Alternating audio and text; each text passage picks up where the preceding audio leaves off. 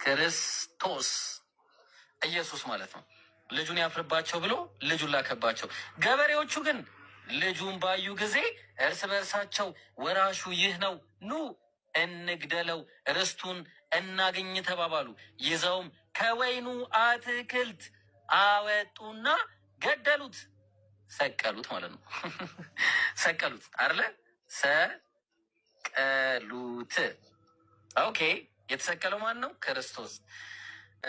ሰላም እንዴት ናችሁ? እግዚአብሔር ይመስገን። ሙስሊሞች ለአላህ እንኳን ታማኝ አይደሉም። መሐመድ የክርስቶስን የማዳን ስራ ለመቃወም አልሰቀሉትም አልገደሉትም ቢልም እንደዚህ ሳይወዱ በግዳቸው እያመኑ ነው። ምክንያቱም የመስቀሉ ስራ ከእግዚአብሔር ጋር የታረቅንበት፣ ከሞት ወደ ህይወት የተሸጋገርንበት፣ እግዚአብሔር ፍቅሩን የገለጠበት፣ አዲስ ፍጥረት የሆንበት ስለሆነ ሮሜ 5:10 ጠላቶች ሳለን ከእግዚአብሔር ጋር በልጁ ሞት ከታረቅን ይልቁንም ከታረቅን በኋላ በህይወት እናለን። ዕብራውያን 2:14 እርሱ ደግሞ በሞት ላይ ስልጣን ያለውን በሞት እንዲሽር ይኸውም ዲያብሎስ ነው፣ እግዚአብሔር ፍቅሩን የገለጠበት ገና ኃጢአተኞች ሳለን ሮሜ 5:8 ነገር ግን ገና ኃጢአተኞች ሳለን ክርስቶስ ለኛ ሞቷልና እግዚአብሔር ለኛ ያለውን የራሱን ፍቅር ያስረዳል። ዮሐንስ 15:13 ነፍሱን ስለ ወዳጆቹ ከመስጠት ይልቅ ከዚህ የሚበልጥ ፍቅር ለማንም የለም። አዲስ ፍጥረት ይሆንበት። ሁለተኛ ቆሮንቶስ 5:17 ስለዚህ ማንም በክርስቶስ ቢሆን አዲስ ፍጥረት ነው፣ አሮጌው ነገር አልፏል፣ እነሆ ሁሉ አዲስ ሆኗል። ነገር ግን የሆነው ሁሉ በክርስቶስ ከራሱ ጋር ካስታረቀን የማስታረቅ አገልግሎት ከሰጠን ከእግዚአብሔር ነው። እግዚአብሔር በክርስቶስ ሆኖ ዓለሙን ከራሱ ጋር ያስታርቅ ነበርና ስለዚህ ይሄንን የመስቀል ስራ ለመቃወም ለሚያስረክቡ ለሌሎች ገበሬዎች ይሰጣቸዋል።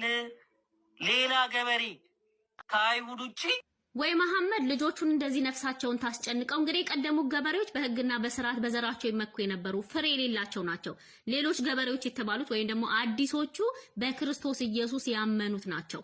አይሁዳውያን ሊሆኑ ይችላሉ፣ አህዛብም ጭምር ማለት ነው። በክርስቶስ ኢየሱስ ያመኑ የማቴዎስ ወንጌል 8:11 ላይ ጌታ እንደተናገረው እላችኋለሁ ብዙዎች ከምስራቅና ከምዕራብ ይመጣሉ፣ ከአብርሃምና ከይስሐቅ ከያዕቆብም ጋር በመንግስተ ሰማያት ይቀመጣሉ። የመንግስት ልጆች ግን በውጪ ወደ አለው ጨለማ ይጣላሉ። በዚያ ልቅሶና ጥርስ ማፋጨት ይሆናል። ልጆች ነው ያለው? የመንግስት ልጆች ክርስቶስን ያልተቀበሉት አይሁዳውያን። የሐዋርያ ሥራ 13:46ም የእግዚአብሔር ቃል አስቀድሞ ለእናንተ ይነገር ዘንድ ያስፈልጋል። ከገፋችሁትና የዘላለም ሕይወት እንዳይገባችሁ በራሳችሁ ከፈረዳችሁ ግን እነሆ ወደ አሕዛብ ዘወር እንላለን።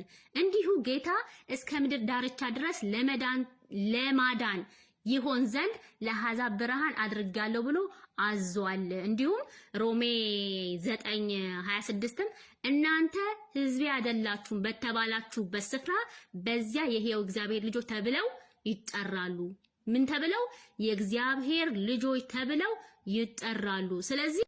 ስለዚህ ሌሎች ገበሬዎች የተባሉት እነማን ናቸው? በክርስቶስ ኢየሱስ ያመኑት እንጂ መሐመድ አይደለም። የናቁት ድንጋይ እርሱ የማዕዘን ራስ። አላህ አላህ አላህ። የማዕዘን ራስ ማን ነው? የማዕዘን ራስ የማዕዘኑ ራስ ክርስቶስ ኢየሱስ ነው። መሰረቱ እርሱ ነው። ያለ ክርስቶስ ኢየሱስ ድህነት የለም። የሐዋርያት ሥራ 4:11 እናንተ ግንበኞች የናቃችሁት የማዕዘን ራስ የሆነው ይህ ድንጋይ ነው፣ መዳን በሌላ በማንም የለም፣ እንድንበት ዘንድ የሚገባ ለሰዎች ከሰማይ በታች ሌላ የለምና። መዳን በማን ነው?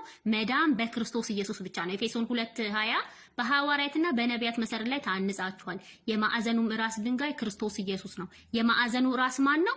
ክርስቶስ ነው። ቀድሞ ነቢያትም ሲናገሩ ነበር። ኢሳይያስ 28:16 ስለዚህ ጌታ እግዚአብሔር እንዲህ ይላል፣ እነሆ በጽዮን ድንጋይን ለመሰረት አስቀምጣለሁ፣ የተፈተነውን የከበረውን መሰረቱን የጸናውን የማዕዘን ድንጋይ የሚያምን አያፍርም። የማዕዘኑ ራስ የሚያምን አያፍርም። መዝሙረ ዳዊት መዝሙር 118ም ግንበኞች የናቁት ድንጋይ እርሱ የማዕዘን ራስ ሆነ ይላል። አስቀድሞ ነቢያትም ሲናገሩ ስለዚህ አንተ መሐመድ ያልከው ያንተ ፍልስፍና ነው። ሲጀመር ጡብ የማዕዘን ራስ ሊሆን አይችልም። አንድ ተራ መሐመድ ኃጢአተኛ ሰውዬ አርባር እዝነትን ሰለዋትን የምታወርድበት ሰውዬ ጸሎት የምትለምንለት ሰውዬ የማዕዘን ራስ ሊሆን አይችልም። በእርግጥ ደስ የሚለው ነገር አላህን ሁላ ትክዳላችሁ እናንተ ነፍሳችሁ ከመጨነቋ የተነሳ